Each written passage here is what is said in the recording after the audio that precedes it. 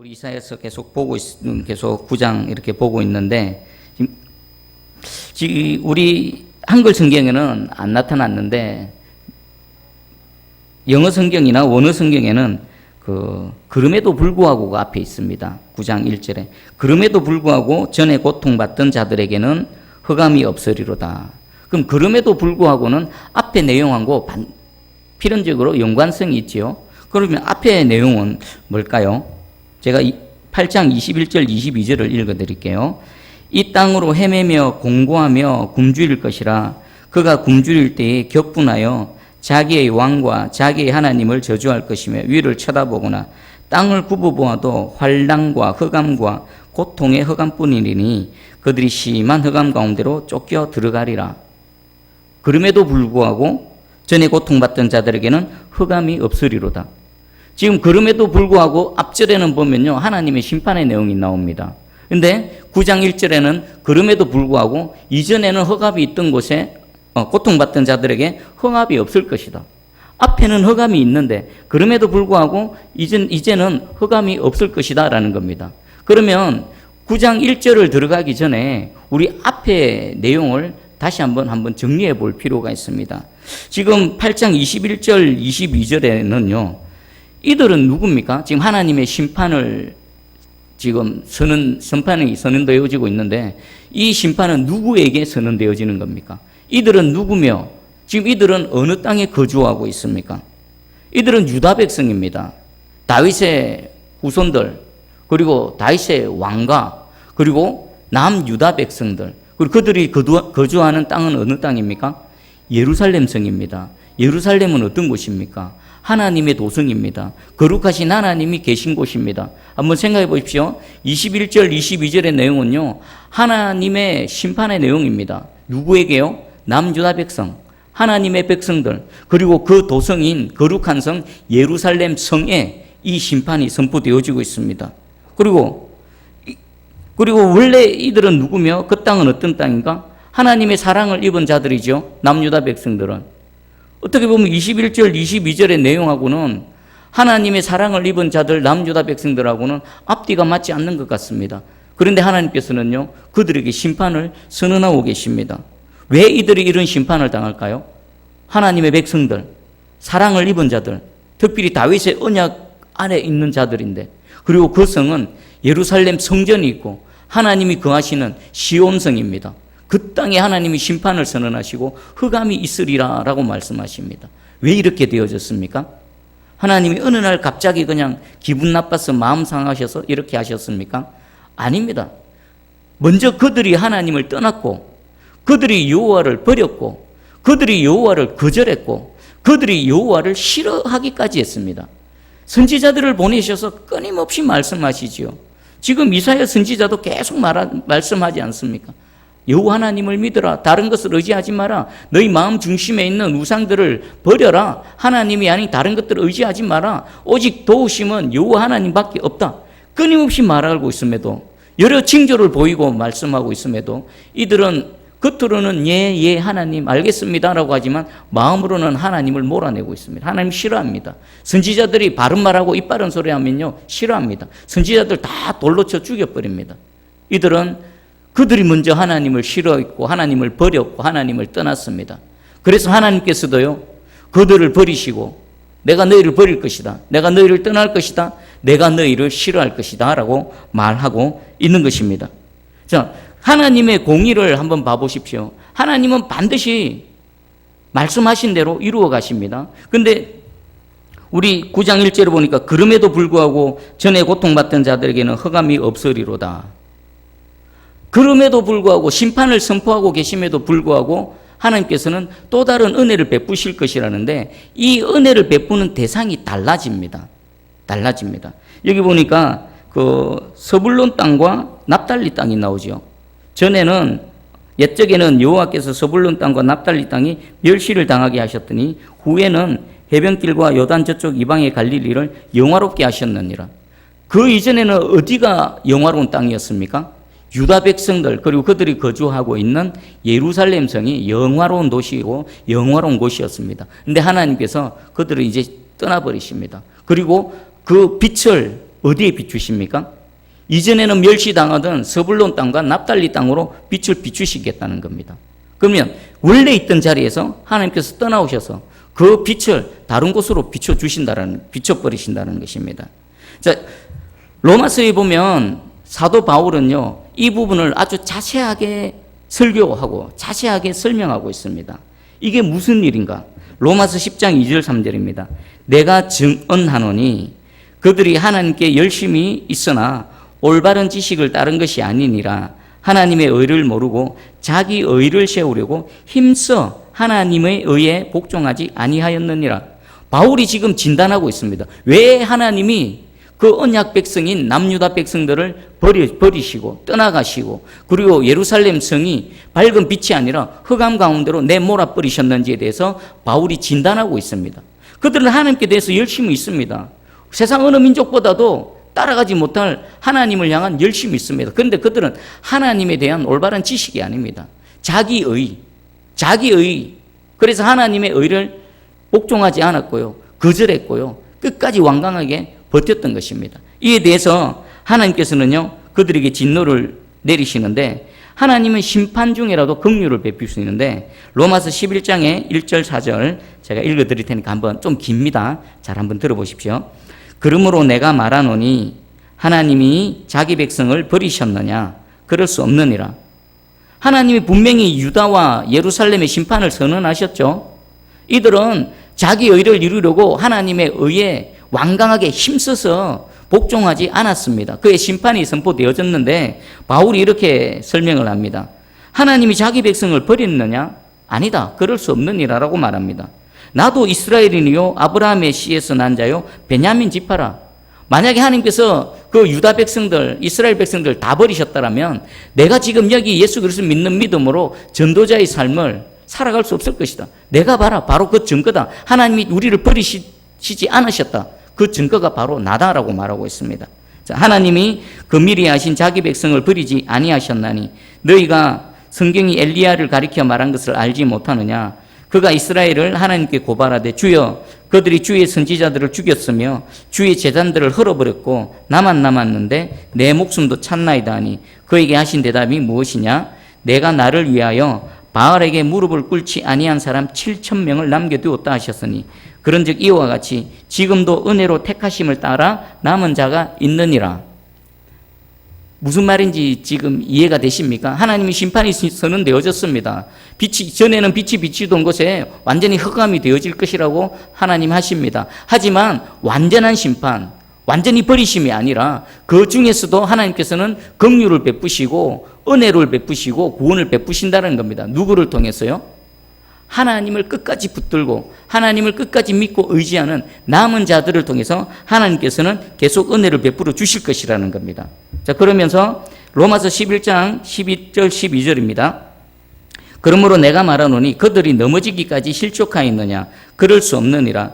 그들이 넘어짐으로 구원이 이방인에게 이르러 이스라엘로 시기나게 함이라. 그들의 넘어짐이 세상의 풍성함이 되며 그들의 실패가 이방인의 풍성함이 되거든 하물며 그들의 충만함이리요. 아멘. 잘 따라오십시오. 지금 그들이 넘어지기까지 실족하였느냐? 그럴 수 없느니라. 지금 자신의 혈통적인 그 친족이고 혈육이지요. 이스라엘 백성들 그 바울에게는 참 고민이 있었죠. 나는 구원받고 그리고 내가 전도자로서 그 하나님의 구원의 복음을 이방인들에게 전할 때에 이방인들이 이 복음을 받고 믿고 구원받는데 정작 자신들의 동족들은 복음을 거절할 뿐입니까? 복음을 전하고 있는 자신을 따라다니며 쫓아다니며 죽이기까지 핍박하지 않습니까? 그들을 바라보면서 바울은 마음으로 탄식하고 있습니다.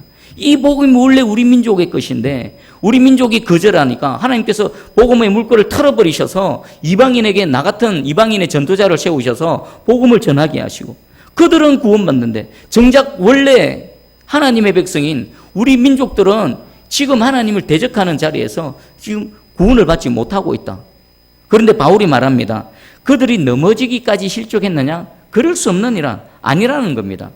그들이 넘어짐으로 구원이 이방인에게 이르렀다. 자, 우리 이 이사야서가요 구약의 복음서라고 합니다. 내용을 쭉 살펴보면 왜 이 이사야서가 구약의 복음서인지에 대해서 정확하게 설명을 하고 있습니다. 하나님의 백성들이 하나님을 거절하고 거역하고 배반하고 반항합니다. 하나님께서 그들을 심판하십니다. 그런데 그 심판이 그들을 완전히 버리는 것이 아닙니다. 그리고 그들 때문에 복음의 물꼬가 틀어져서 어디로 갔다고요? 이방인에게 갔다라는 겁니다. 만약에요, 아브라함의 혈통적인 후손들이 그 예수를 그리스도로, 예수를 하나님의 아들로 인정하고 믿고 받아들였다면요, 복음이 오늘날 전 세계로 오늘 여기서 말씀을 듣고 있는 저와 여러분에게 전달되어졌을까요? 전달되지 않았습니다. 이 말씀에 의하면 전달되지 않았습니다. 하나님께서 택하신 그들이 하나님을 잘 섬기고 하나님 잘 믿고 따랐다면요, 하나님은 그들과 그냥 영원토록 함께 하시고 우리에게는 눈길도 주지 않았을 것입니다. 그런데 그들이 복음을 거절함을 통해서 하나님께서 그들을 잠시 넘어지게는 하셨는데 완전히 넘어지게 하신 것이 아니라 오히려 그 복음이 이방인에게로 향하게 해서 그들로 뭐하게 한다고요? 시기나게 하는 겁니다. 원래 하나님 알지 못하던 자들, 하나님과 상관없는 자들이 예수 그리스도를 믿고 하나님의 자녀가 되고 여호와 하나님, 그들의 조상의 하나님의 백성이 되어지는 그 광경을 보면서 이스라엘이 어떻게 한다고요? 저 은혜는 원래 우리의 것인데? 아니, 저 하나님 내 하나님인데? 우리 하나님인데? 왜 하나님 우리와 함께 하지 않으시고 저 이방인들과 함께 하고 계시지? 라고 시기나게 한다라는 것입니다. 그 기간 동안. 그리고 바울이 말합니다. 그 유대인들, 아브라함의 혈통적인 후손들, 그들이 넘어지는 것이 세상의 풍성함, 그 풍성함의 은혜를 지금 저와 여러분이 누리고 있습니다. 바울이 말하는 내용이 이해가 되십니까? 그들의 넘어짐이 이 세상에 이토록 풍성한 하나님의 은혜로 나타났다. 그들의 실패, 그들이 하나님을 떠나고 그들이 하나님께 심판당하는 그 실패가 이방의 풍성함이 될 건데 하물며 그들의 충만함이리요. 자, 그러면 하나님께서 잠깐 시선을 원래 있는 유다 백성들, 유대인들, 이스라엘에게서 이방인에게로 틀어버리셨습니다. 자, 그러면 하나님이 시선을 완전히 돌리신 겁니까? 아니면 잠깐입니까? 이 말씀에 의하면 잠깐입니다. 뭐 하려고요? 그들에게 정신 차리게 하려고요. 잠시 떠나오고 다른 이방인들 하나님이 되심을 통해 그들이 정신 차리게 하기 위해서입니다. 그러면 만약 그들이 정신 차리고 하나님의 시선이 다시 그 유대인을 향한다면, 다시 예루살렘을 향한다면 세상은 어떻게 될까요? 우리가 이방민족인 우리가 하나님을 향해서 내가 주님을 사랑합니다, 만군의 여호와 하나님 나의 하나님이십니다 라고 이런 고백 가운데 신앙생활하고 살아가고 있는데, 유대인들의 그 하나님을 향한 열심, 그들이 십자가에 못 박아 죽여버린 그 나사렛 예수가 구약에서 예언되어진 그 메시아 그리스도시다, 그분이 바로 하나님의 아들이시다라는 것을 인정하고 믿고 돌아온다라면 그때는 어느 때가 될까요?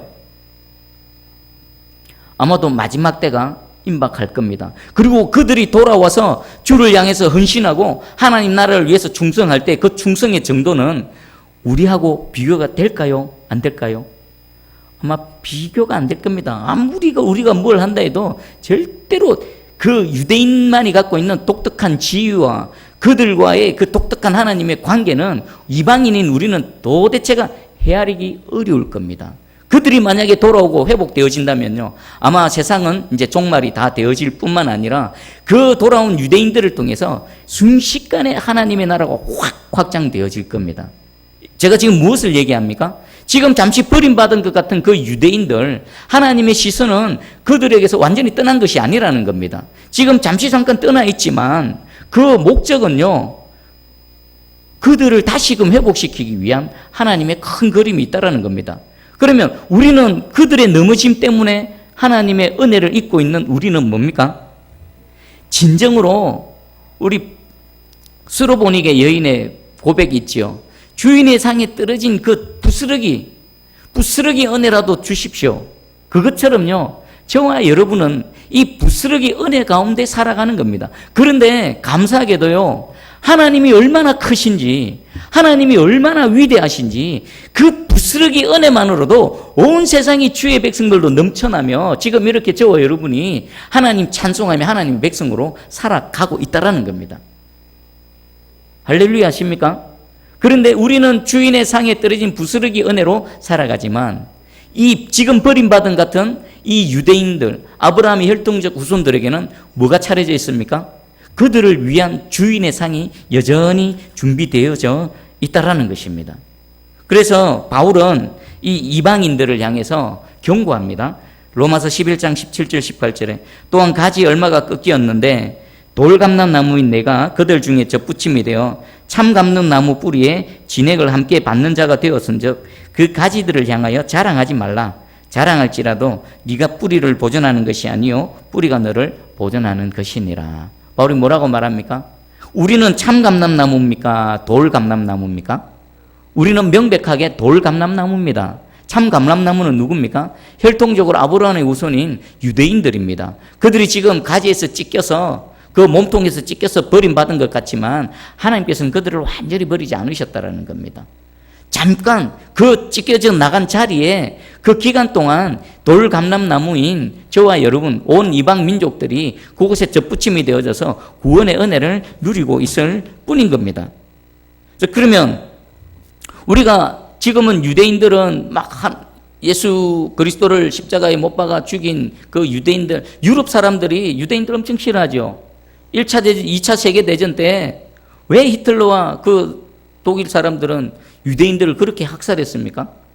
그들 나름대로 예수님을 십자가에 못 박아 죽여버린 그 민족들, 유대인 민족들 싫어했습니다. 유대인을 완전히 말살해버리겠다라고 그 수백만 명을 그보다 더 죽였겠죠.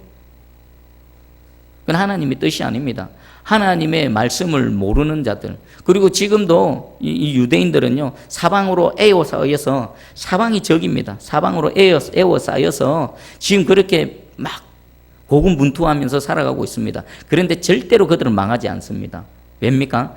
하나님이 그들을 꼭 붙들고 있습니다.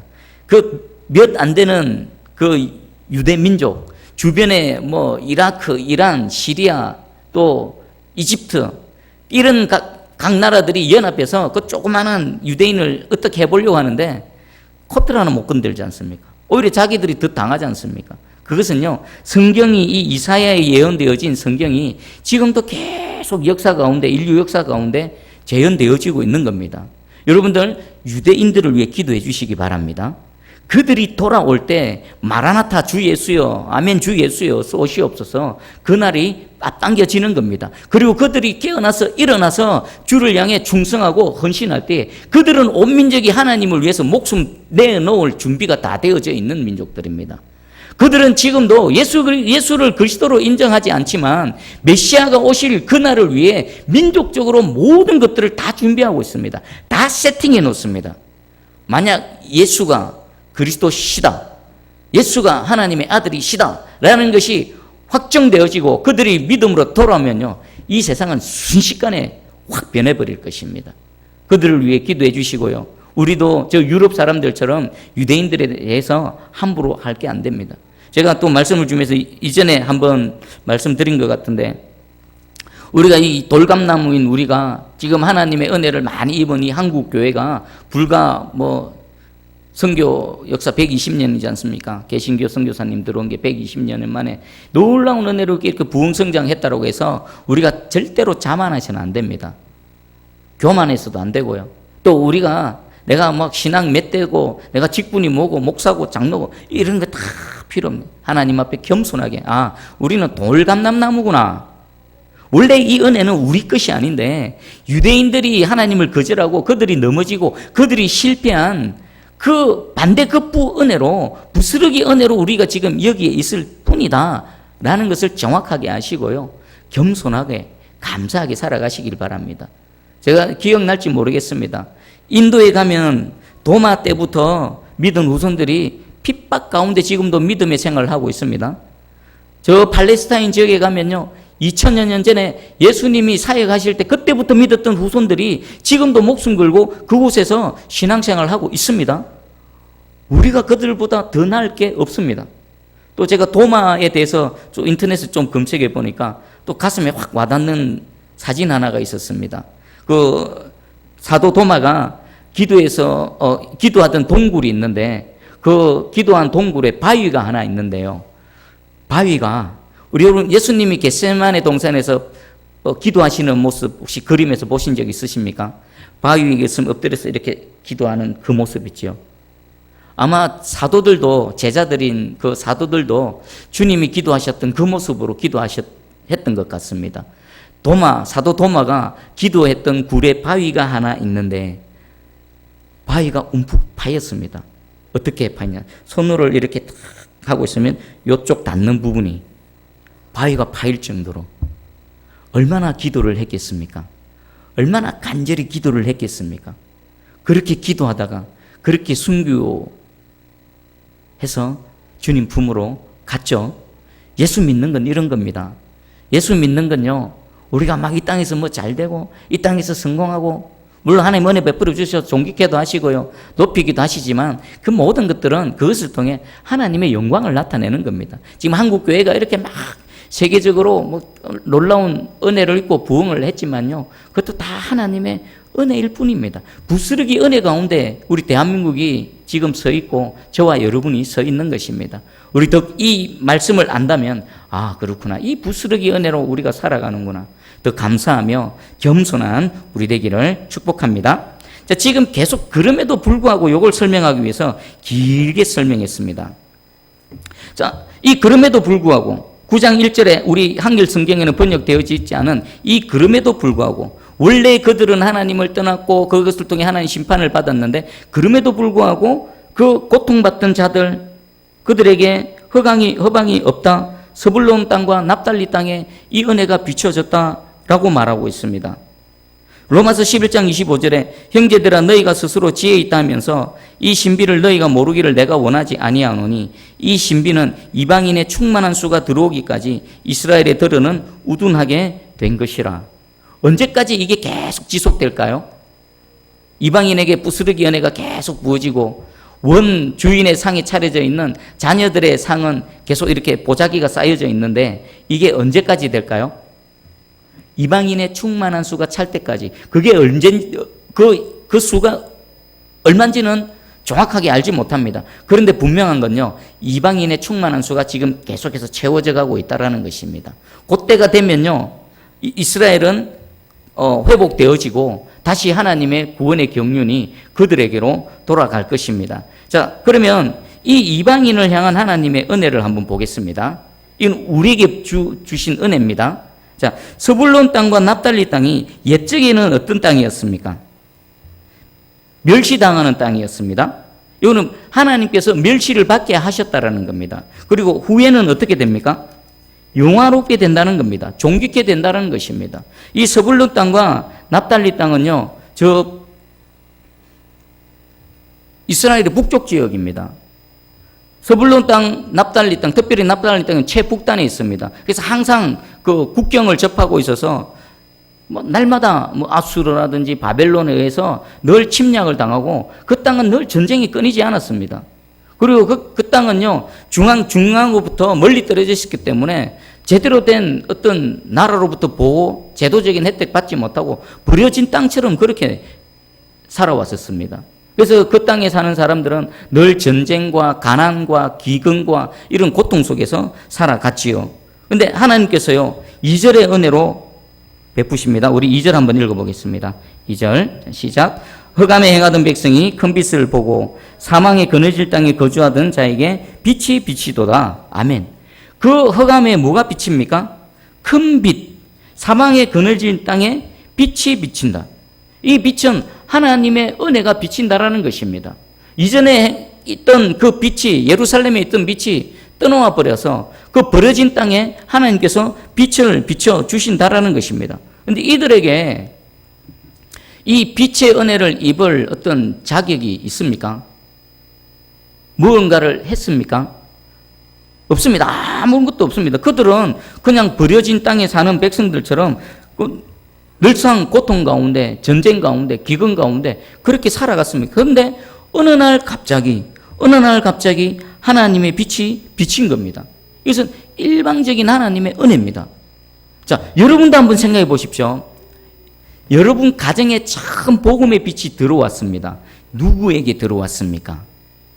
저 위에 뭐 할아버지, 할머니, 아니면 당대에 나를 통해서, 저 같은 경우는 우리 어머니 통해서 참 복음의 빛이 들어왔습니다. 저는 우리 어머니가 언제부터 교회 다녔는지 모릅니다. 근데 어느 날 보니까 교회를 다니시고 뭐 신앙생활을 하시고 이런 것을 알게 되어졌는데, 여러분들 가정에도 분명히 처음 복음이 전달되어지고 복음을 받아들인 그 영혼이 있을 것입니다. 그 영혼을 한번 생각해 보십시오. 얼마나 연약했었습니까? 얼마나 초라했었습니까? 얼마나 보잘것없었습니까? 얼마나 아무것도 아니었었습니까? 근데 지금 현재를 봐보십시오. 그 한 사람이 복음을 듣고 일방적인 하나님의 은혜로 복음을 듣고 믿고 하나님 백성이 되어지고 세월이 흘러가니까 어떻게 되어졌습니까? 저는 여러분 각자의 가정이 하나님께서 어떻게 일하셨는지 모르지만 분명히 제가 확신하는 것은 있습니다. 여러분들이 아무리 보잘것없고 지금 상황이 어렵고 핍박당하고 이래가 뭐가 되겠나라고 하지만요, 여러분 믿음 붙들고 끝까지 견뎌보십시오. 대를 거듭할수록 이 흑암에 비친 하나님의 큰 빛, 사망의 그늘에 비친 이 생명의 빛은요, 반드시 빛을 발하고요, 반드시 능력을 발하고요, 반드시 하나님의 일을 하실 줄 믿습니다. 이거 뭡니까? 그럼에도 불구하고의 은혜가 우리 가운데 임했고요, 일방적으로 부어주시는 하나님의 은혜가 임했다라는 것입니다. 여러분, 이 일방적인 하나님의 은혜, 더 큰 하나님의 은혜 가운데 살아가시기를 축복합니다. 아멘. 자, 그리고 3절 4절에 보면 이 물꼬를 트시고 빛을 비추셨는데 이들에게 어떤 은혜를 주시는지 한번 보겠습니다. 우리 3절 4절을 한번 읽어보겠습니다. 시작. 주께서 이 나라를 창성하게 하시며 그 즐거움을 더하게 하셨으므로 추수하는 즐거움과 탈취물을 나눌 때의 즐거움같이 그들이 주 앞에서 즐거워하오니, 이는 그들이 무겁게 맨 멍에와 그들의 어깨의 채찍과 그 압제자의 막대기를 주께서 꺾으시되 미디안의 날과 같이 하셨음이니라. 아멘. 이 3절 4절의 전체 주어는 누굽니까? 주께서입니다. 주께서. 이 3절 4절의 모든 일들은 주께서 일방적인 은혜로 주권적으로 베푸시는 내용입니다. 그 내용이 뭡니까?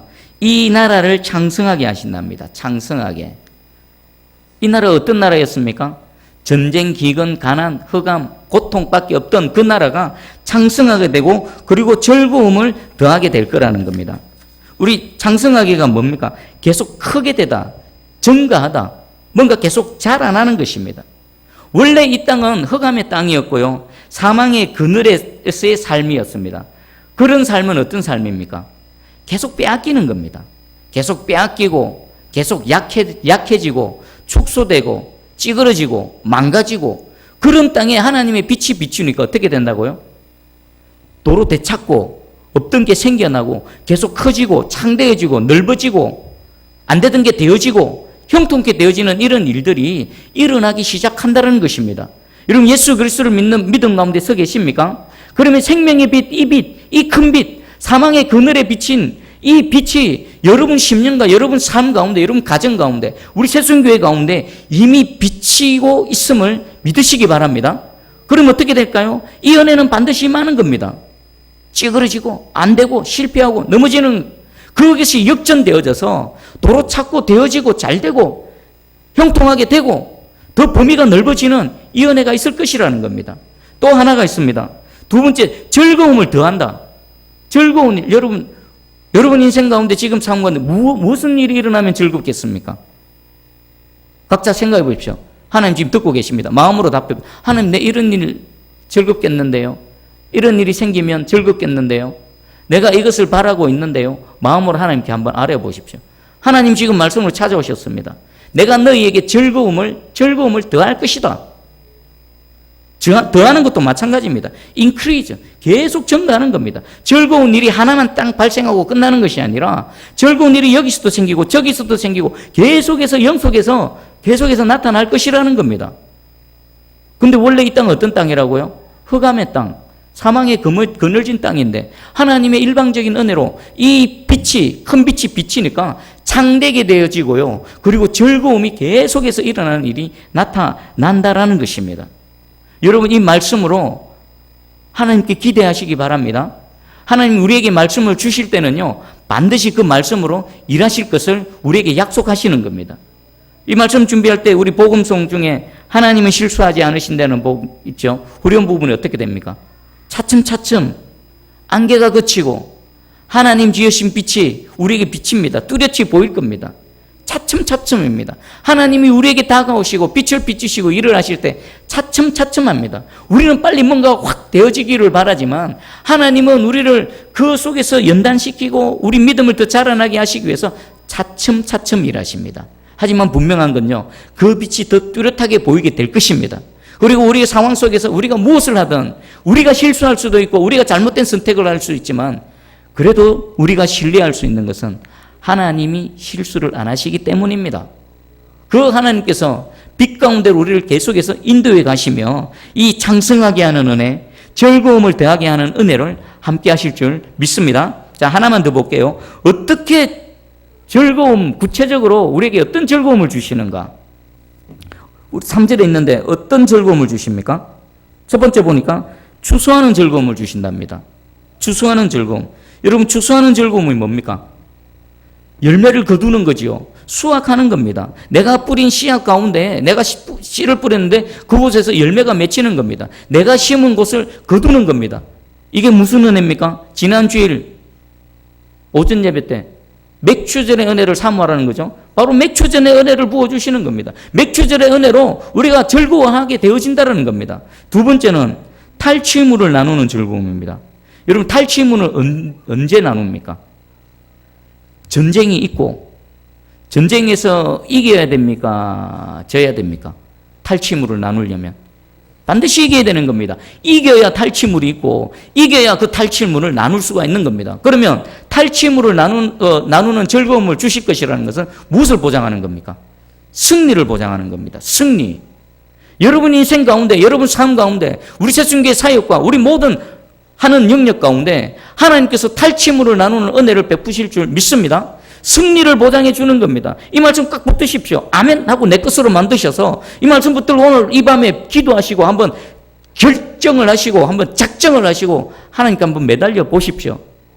이 은혜가 어디에 임했다고요? 원래는 전에 고통받던 자들, 흑암의 땅, 멸시받던 땅, 아무것도 되어지지 않는 땅, 전쟁, 기근, 약탈만 있던 그 땅에 하나님의 빛이 비치니까 이 은혜가 임한다라는 것입니다. 그것도 일방적으로. 이들이 짐작이나 했겠습니까? 서불론 땅, 납달리 땅에 살아가는 이들이 이런 은혜를 짐작이나 했겠습니까? 근데 하나님 일방적으로 부어주시는 겁니다.